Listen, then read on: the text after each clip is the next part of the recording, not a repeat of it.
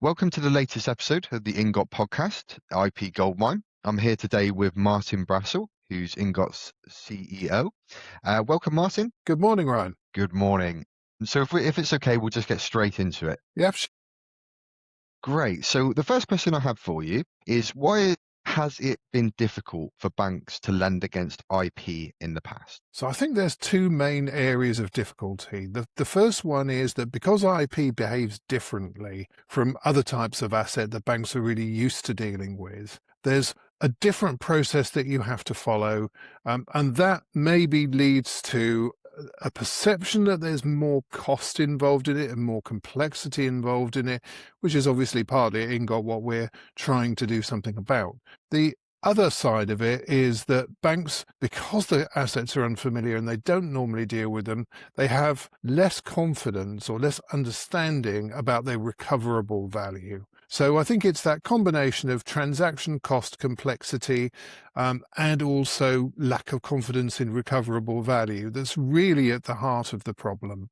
There's one other little overlay to that also, which is that banking regulations have basically been designed to be very good at accommodating tangible assets. So, for example, if a bank lends against tangible assets, then it has an opportunity to claim capital relief against that, which makes the cost of lending and therefore the cost of borrowing lower. So banks have to take a different approach when they lend against intangible assets because those aren't explicitly provided for within the banking regulations. So from your perspective, what's changed in the last 5 to 10 years to make this even possible? Well, I think it's become almost a necessity because there's now so few tangible assets left on company balance sheets that banks really have no alternative but to start looking at other types of collateral because banks like security. Security is great for aligning the interests of the borrower and the lender,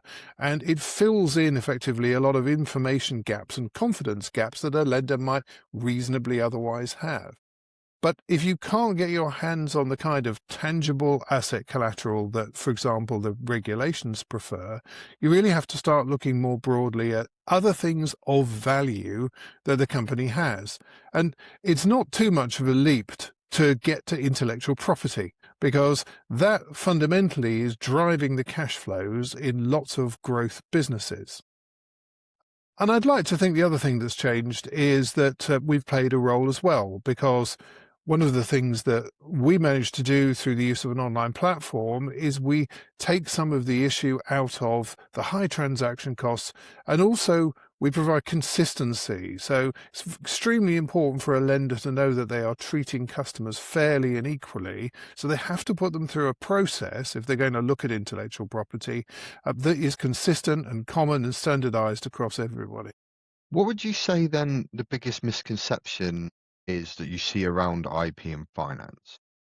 Well, if we're talking about perceptions from the lenders, I think probably the biggest issue is that there's an assumption that because intellectual property behaves differently from tangible assets, so for example, you can argue that it's scarce in the way that tangible assets can be, but it's also highly scalable. Basically, the more that companies use their intellectual property, the more it's worth. So this kind of different behavior leads lenders to think that it must be worse security, especially because of this regulatory issue. It's not accommodated in the same way. But it's actually better security in several ways, because for a start, it matters a lot more to the businesses that own it. It's often got this really direct connection with how the company makes money. And also, it'll appreciate in value if it's well managed, which, very few of the tangible assets that banks generally deal with exhibit that kind of behavior. I think we've got a concrete example of that really from the recent statistics that have been published by NatWest. So they've said when we revalue for them the intellectual property on an annual basis, actually they're seeing an average improvement of 32% in the value of the intellectual property that they've taken as security. So there you go, as an increasing value in the asset, and that actually also frees up the opportunity to potentially lend more to the business. So I think the issue is that it's perceived as riskier or less appropriate or less useful, and actually you can argue it's probably less risky and more useful. So when we say IP is now treated as a bankable asset, what do we actually mean by that? Okay, well, bankable is a kind of convenient term to try to separate out the IP that a lender is likely to be willing to consider at this point in the market's development compared with IP that they probably won't be willing to consider. And the really critical thing, I think, is whether the IP is revenue generative. I think it's important to be really clear about that. It's not that intellectual property can't be valuable before it's actually associated with cash flows. Of course it can, and quite a lot of the work that we do for the equity investors, for example, is precisely trying to quantify what that value might be. But I think the point about revenue generation is firstly that if you're going to borrow against these assets, against their value, very clearly it's necessary to have some means of making that repayment. And if there aren't any cash flows, then it's perfectly reasonable for a lender to question whether it's really appropriate to harness those kind of assets as security, whether they're really delivering value. And I think the other point about it is that if the business is generating revenue from the intellectual property assets, it has customers in particular, and those customers are showing that they're willing to pay for these, whatever it might be, goods or services that are supported by the intellectual property, or even licensing the intellectual property, because that's a perfectly good way of being able to commercialize the assets, then there can be much more confidence that somebody else will be prepared to give some value for those assets in the future, should that ever become necessary. So I think bankability is fundamentally about cash flows for those two reasons. So what specific developments, whether that be legal, commercial, or market-driven, have changed lenders' or banks' attitudes? I think there's probably several things we can point to. The most obvious one is just this lack of tangible assets that are really accessible to a lender on, for example, a company's balance sheet. And even if there are any tangible assets that are on the balance sheet of the company, then the chances are they're probably already being used to obtain finance from someone else. So they're not available to be able to assist with the business's growth. I think there's a very strong appreciation nowadays, more than there was previously, about the relationship between IP, IP intensity, if you like, and both the prospects of companies surviving, but also the prospect that they will grow in the future. So innovation and growth are very close bedfellows. And clearly for a lender, it's a good idea to be trying to prioritize lending to companies that have got good growth prospects, because obviously then you have the opportunity to grow your relationship with them over time as well. And the IP assets are scalable inherently, as we said. So if you make a proper assessment of those assets, it can help you as a lender to understand whether a business has actually got the assets it needs to be able to succeed and to protect what you might call its kind of competitive moat, so that other people can't just copy them. There's also been one other development in the UK that's been especially helpful. The security law in England and Wales has been pretty conducive to using IP for a number of years, but we've recently had the legal changes come through and be implemented in Scotland, where there's the availability of a statutory pledge. And that makes it possible to lend more securely against intellectual property value north of the border as well. And it's great that we know RBS has already committed to do exactly that. Is this shift limited to certain types of IP, or is it broader than people realise? Well, I think you'd say it's broad. Looking internationally, and I've been fortunate enough over the years to spend a lot of time in individual markets where they've been seeking to develop these IP financing solutions, especially all over Asia. When these IP financing schemes first emerged, they predominantly tended to be associated with patents. Now, patents are a really interesting subject matter. They're really important, absolutely vital in some sectors. but they're really not terribly relevant for others. So the problem you have if you do adopt an approach where you say, well, we definitely want to have patents because they're such a rich source of information, and they have strong legal rights associated with them, and we understand how to enforce them. That's all great, but you are effectively drawing a red line around an awful lot of sectors that don't really need to use them. So what we found is that as well as facilitating quite a large number of deals that have involved patents, we've also looked at many deals that have been grounded mainly in brand value, for example, in trademarks. And often we also find that copyright is actually the most important underlying asset. It might be because there's creative works, finished creative works, for example, like games or music or films or publications or something like that. Or it could be the software that's in use for business-to-business applications, for example. And a lot of those deals have proved to be very bankable. So let's talk about the lenders then and how they actually assess IP. So when a lender looks at IP today, what are they actually assessing? So I think there's a number of questions that assessment of the IP helps them to answer. The first fundamental one really is if a company is planning to grow strongly, is producing forecasts that say, we are aiming to grow by 15%, 20%, 25, maybe more percent, then does the company actually have the resources to be able to achieve that growth? Now, clearly, it may need to obtain an investment, or it may need to obtain debt funding in this instance to be able to achieve those objectives. But fundamentally, what has it got in terms of assets to be able to back that up? Has it got that kind of defensive moat around it, for example?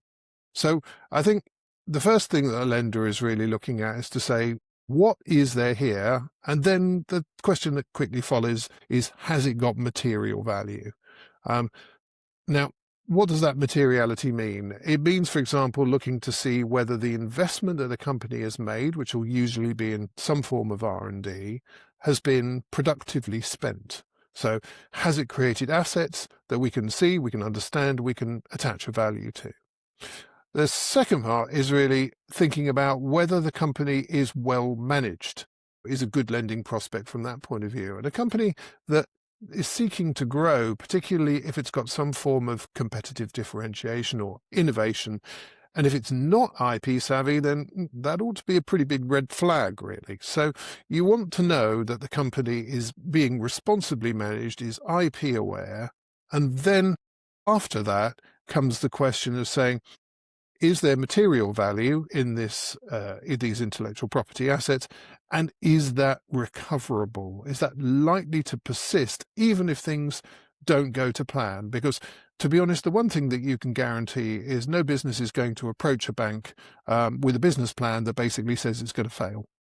So what we have to do is to look at the intellectual property in the round and really make very careful examination of the qualities, the characteristics that it has, as well as trying to provide the number that will assist the lending decision and identify the potential collateral value. So I think what all valuers would agree is when you look at these kind of decisions, you have to provide a qualitative assessment of the assets, as well as that quantitative part that fundamentally comes up with a number. Right. So what signals give lenders confidence that IP has real value? Well, I think it's all about customers and market traction, really. That's the most important element. Otherwise, the difficulty is that there's no obvious connection to the cash flows that are actually required in order to repay the loan. But to delve into that a little bit further, there's three main questions that we ask that all of our research over many, many years has sort of boiled everything down to, if you like. And question number one is, are the assets actually separable from the business? So we can probably think of some types of intellectual property where if the business failed, then it's very hard to see whether the IP would have any value to anybody else in the future. So separability is about the legal form of the asset. Sure, can they actually be transferred to anybody else? But also in practical terms, is it credible that somebody else would want to obtain the use of those assets and that they could take them over successfully and derive value from them in the future? So separability, number one thing. Number two is saleability. So are there buyers? Is there evidence of transactional appetite? Because if you can't get comfortable that anybody under any circumstances has bought any assets or any companies owning similar assets within a reasonable period of time, then you're going to be asking some questions about whether that value really is recoverable or not. So saleability, critical. But the thing about intellectual property, which is particular to it, is it's not generally traded on transparent, open markets. There's no way that you can really do price discovery for IP assets based on, for example, auction results, because they're often not disclosed. And you always have this problem of comparability, because the whole point of IP is that it's unique. So therefore, if you try and go out into the marketplace and say, well, here's 6 transactions that all look more or less identical, you're really going to struggle to find them. And even if you do find them, frankly, you've got to ask the question about, well, has that taken all of the appetite out of the market to buy assets like this? Yeah. So we actually find the data that's more reliable in terms of thinking about that marketability, that saleability, is looking into merger and acquisition activity, because intangible assets like IP tend to change hands when they get bought and sold together with the company that owns them. So what can we read into that on a detailed subsector level? What can we see from licensing flows? What we try to end up with is a sort of fairly nuanced view of whether there is a market for these particular assets, which is not just a theoretical, well, there's some technological similarity. It's very much more going for, are there transactions that we can identify that are giving us a degree of confidence that you could move these assets on if you had to, from the lender's perspective. Obviously, that will never happen if everything goes well. But you have to provide for the possibility that it won't go quite as the company intends, because we're talking about trying to take IP as collateral. And then the final test is strength. And I think that's a fairly obvious one. If you are dealing with intellectual property that is well protected, using the right mechanisms in the right kind of markets, is being properly maintained, and is also regularly being added to, then you're going to have far more confidence that it's being well managed, and actually it would survive a buyer's due diligence if that became necessary. So I'm sorry, Ryan, that's a slightly long answer, but those really are the 3 sets of signals. Yeah, so it's about separability, saleability, and strength. Yeah, I would say a well-rounded I could have just said that, couldn't I? Yeah, anyway. You could have done, yeah. Well, let's take a look at it from the bank's perspective then. How does this differ from how banks would traditionally assess physical assets? Well, in some ways, I don't think the process is so very different, because if you're looking at an asset that a business already owns, you're going to be looking to identify it to start with. You're going to be trying to understand effectively what age it is, what condition it is, whether it's being appropriately looked after. And also, I think, even with tangible physical assets, there's still a consideration of how are they being used.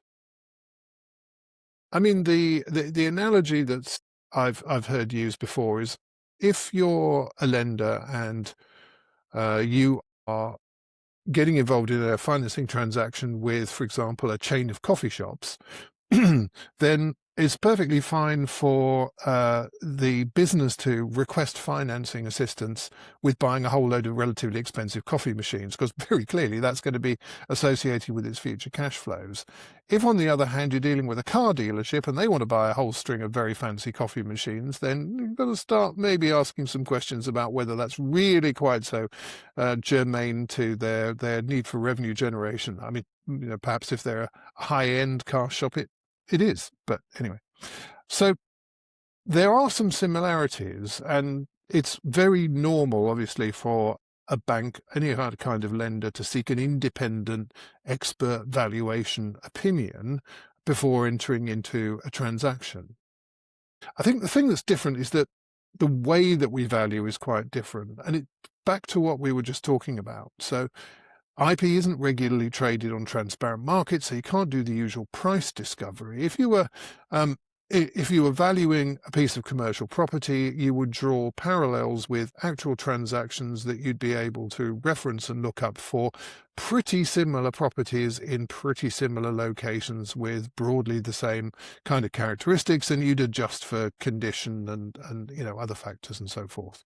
But really what we end up doing is looking at a combination of the economic benefit that the assets create and the amount that's been invested in creating them in the first place. And the second part of that is important. It's not the primary determinant of value, but it is quite difficult, I think, for a lender to feel as though there's really substantial, significant value in assets if they've cost almost nothing to create in the first place. So I think those are probably the key things, Ryan. Well, let's talk about it from a borrower's perspective and talk about risk. So companies might be concerned about providing IP as security. How risky is it? So how risky for the company, you mean?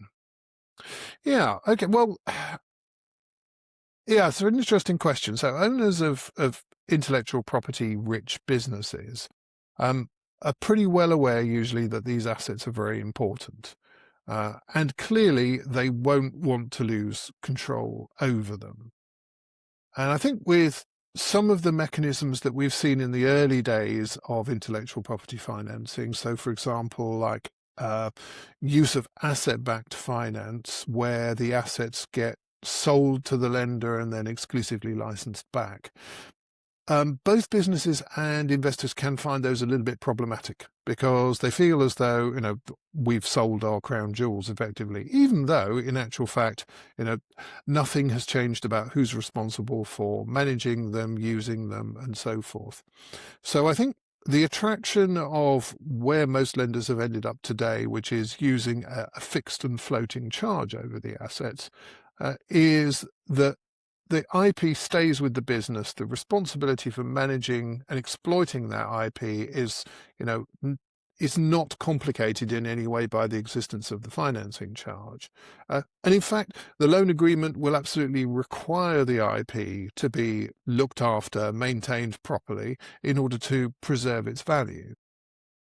And the other consideration is that at any time, the company can get full control under all circumstances, if you like, over its assets back simply by satisfying the charge, repaying the loan.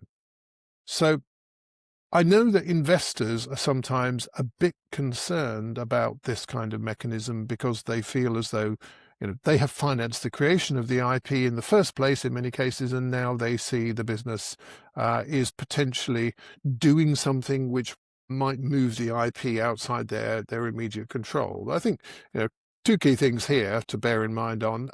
Number one, the charge is only ever activated in the event of a default that proves to be effectively unrecoverable. So, we're talking a long number of things have got to happen before there's any sort of serious threat to the IP ownership as a result of the financing agreement, which investors are probably in a position to do something about. But also, the funding that this provides through a debt mechanism is non-dilutive. And I think that's really important because it's, in the long run, massively cheaper for the company. And of course, it's better for the investors because their shareholding isn't being diluted by the company having to go and do what normally is its only other option, which is to go off and raise more equity. How is risk actually managed in IP lending? So I guess it depends on whether you're talking about venture debt style advances or whether you're talking more about mainstream commercial lending, because intellectual property is being taken into consideration increasingly in both of those. In the case of the venture debt style activity, a lot of attention is going to be paid to the quality and the nature of the equity backing that a business has got, as well as the quality of the intellectual property itself. And that's because if there is trouble, the fact is that the investors have a clear interest in making sure that their business survives, in the same way as the directors of the business have a very clear statutory duty to make sure that the business survives. So um, I think on that side of the fence, if you like, it's probably fair to say that the IP is not more important than the way that the business is financially structured, but it's definitely adding weight to the decision and to that whole point about whether it's credible and likely that the business has got what it needs to grow. On the commercial mainstream side, if you like, generally speaking, the valuation is going to be done based on a fairly conservative view of the IP value, because the question is not so much how will the IP contribute to a successful exit, which is what an investor cares most about. A bank doesn't have an ability to benefit in any really material way from the value a business achieves at exit. I mean, even if it's got warrants, it's going to be a relatively small proportion, you'd have thought. So the valuation needs to be relatively, as I say, conservative with a small c. So the way that we look at it is we start off by taking the financial information that the company has, and we perform various additional tests on it, various additional comparisons based on how their sector generally is performing, how the business is currently funded, what its obligations are, trying to work out what things might look like if things did not go to plan as well as if they do. And we come up with something we call an orderly disposal value. So what that's trying to be for the purposes of lending is to say, what's the price at which you would be able to market these assets on the basis that the company is still a going concern at that point in time, so can continue to trade? And the logic for that really is a fire sale value for IP is always going to be tremendously low. If you have to shift these assets suddenly within a period of a few days, you're never going to be able to market them properly. You're not going to be able to identify the right buyers. And more to the point, you're not going to do the company any good because you're not going to be able to provide an amount of financing that's in any way transformational. So that's never going to be the right answer or a fair and reasonable approach to take when you're financing IP. But neither do you necessarily, when you're looking at it from the lender's point of view, want to just make the blanket assumption that everything's going to go swimmingly, because we know sometimes it doesn't. And so that's what orderly disposal value is really for. It's trying to find that point where you're realistically trying to simulate what might happen to trigger a collateral value realization event. And that is, regrettably, that is things not quite going to plan. The orderly disposal value then is also likely to be subject to a loan-to-value ratio, and that's really no different from other types of tangible assets. If you're looking to borrow against the value of a commercial property, you're not going to be able to borrow against 100% of it. It's going to be probably more like 70 or 80%, something like that. There will always be, a margin for safety. So even when we're dealing, such as the NatWest loan, with lending that is essentially based on fairly clear collateral principles, we're still talking about having a loan-to-value ratio that's relatively conservative against that identified disposal values. In NatWest's case, for example, they openly have a policy of saying the maximum that will lend against that value that's been identified is 50%. Over time, as we gain more experience, more understanding of what happens in practice when lenders try to dispose of these assets and what kind of recovery rates they make, I would expect that 50% will gradually move up. 50% of the orderly disposal value is still sufficient to be able to get a meaningful amount of money into businesses. And I think that's one of the most important and exciting learnings from running this product over the course of the first couple of years. So from a financial perspective, why does this approach appeal to CFOs? Well, I think number one, it's because it's not dilutive. You don't have to give away equity, and in the vast majority of cases, you won't be asked for warrants. But also, it's not expensive capital. I mean, the one that we know best is the pricing that is applied by NatWest, and obviously that's commercially a matter for them, nothing to do with us as such. But we know that the average that's been charged on the loans that have been given to date is less than 3% over base. So this is not expensive money. And obviously that's very appealing to a CFO. The other thing that is obviously very appealing is that there's very seldom, if ever, a need to take a personal guarantee. So that's another big attraction. So is IP-backed finance right for every IP owning business? I think the only honest answer to that is no, or at least not yet. There do have to be cash flows in order to repay the debt. There has to be market traction for the IP.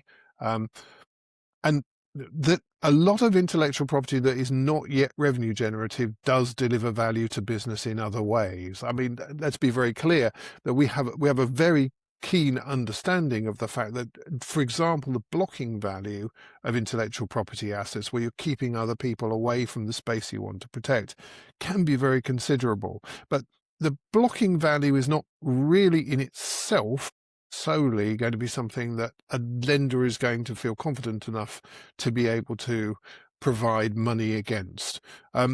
What we've got to see that there are the cash flows available to repay the debt, and we've got to see that there is market traction. But with that caveat, then pretty much all types of businesses can potentially benefit. The other area that I think is currently problematic, we see quite a lot of cases where businesses benefit from intellectual property that they didn't actually create themselves, so it's licensed into them. And that has a couple of dimensions. I mean, firstly, obviously we want to understand that any organization that's going to borrow isn't going to get sued by somebody else immediately for not buying the licenses that it needs in order to be able to trade. So in licensing per se is not necessarily a bad thing. But when you look at the core activities of the company, what you don't want to find is that the licenses that the company is using are all from other entities who are likely to withdraw them if the business ceases trading.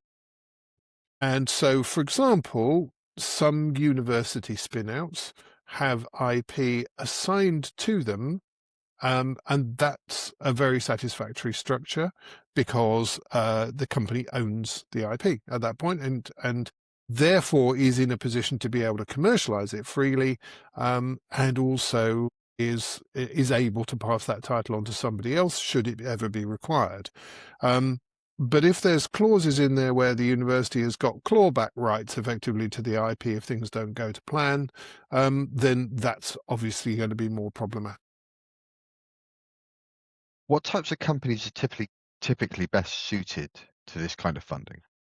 Well, I suppose we can talk about the types of companies from a sector basis, because we've probably talked enough already about what the other characteristics are in terms of cash. Did I mention the word cash flows? Yes, I think I did. So the types of companies we've seen have been really remarkably diverse. So deals in things like medical technology that's in market, obviously, clean tech, advanced manufacturing. We've started to see some deals in the defense space, which I think is potentially pretty important for the way the world is at the moment. We've seen a lot that have been software related. In some cases, software covered by patents. In other cases, software that is only protected by copyright, but nevertheless is clearly business critical and has plenty of traction. So a really broad range of different types of business activity. The only ones that we haven't seen, which I suppose is a follow-on from where doesn't it work, are biotechnology companies, pharmaceutical companies, and so forth, sort of startups developing and discovering new drugs and so forth.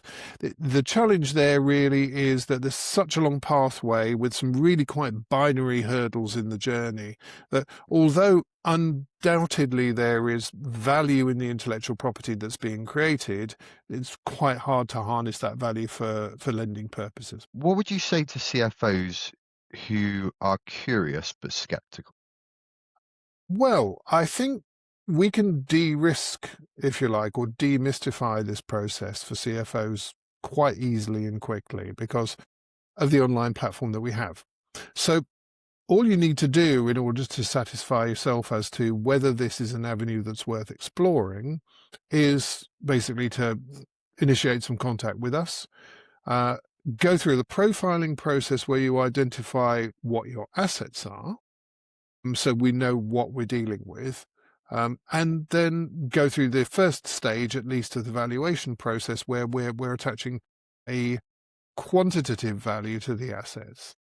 And that then starts to give you a very clear picture of, well, how much value is there a potential to be able to unlock? And that's really the point that everybody should get to as quickly as possible, to understand whether the transaction is right for your individual business. And, considering that we can get all the way through that process for less than £1,000, why wouldn't you? So, Martin, if there's one thing CFOs should reconsider about IP, what would it be? Yeah, it's a big question, isn't it? So I think let's give a big answer. The situation that we're in economically is that we are no longer in the industrial age. We're very much in the knowledge age, if I can put it that way. In the industrial age, it was possible to be able to leverage the investment that you made as a company in industrial assets to buy more industrial assets and grow your business. And that's because the way that companies tended to generate value and profit was all about multiplying the means of production, let's put it that way. In the knowledge age, we're not trying to multiply a means of production so much as multiply the way in which we can disseminate and utilize, harness knowledge. But what we haven't managed to construct until this whole IP financing movement came along is a means of being able to leverage the investment that we've already made in creating knowledge to make more knowledge. So that, I think, is the fundamental underlying importance of this, and it's the reason why there is so much policy interest in it.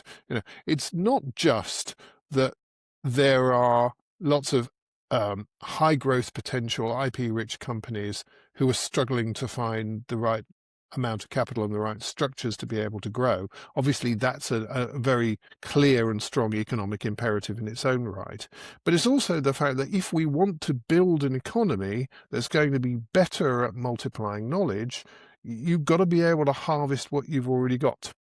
So I think in that context, what I'd encourage a CFO to do is to sort of think about, we've spent all this money on R&D, why can't we benefit from the R&D that we've already done in order to do more to either continue to develop the products or to market them more effectively? Because the purposes for which IP finance can be used are not prescriptive. We're not saying you have to spend this money on a particular thing. So, for example, if you are in a position as a CFO where you've got some really expensive debt already on board, well, we've seen a number of cases where you can use the IP to restructure that debt and basically save a very considerable amount of money, or rather access an awful lot more growth capital than you currently are for basically the same cost to the business. So, and that's all because what we're doing is we're unlocking the value that's been hidden, buried in these particular assets, because it's not had the balance sheet visibility, it's not been able to be quantified in the same way. And that really is the important thing to reconsider, to realize about intellectual property. Forget the fact for a moment that it's a kind of legal construct. It is obviously a legal construct, and it's really important as a legal construct, but it's also an economic asset. And once that economic asset is actually generating cash flows and everybody can see that there's a realizable economic benefit from it, then at that point you can start to leverage it. So that's not a very short answer, Ryan, but I hope that answers the question. It does. Thank you very much. Well, I think we'll wrap it up there. That was the latest episode of the IP Goldmine podcast from Ingot. Thank you, Martin. Thanks for taking the time. Thank you, Ryan. Thanks for the tricky questions.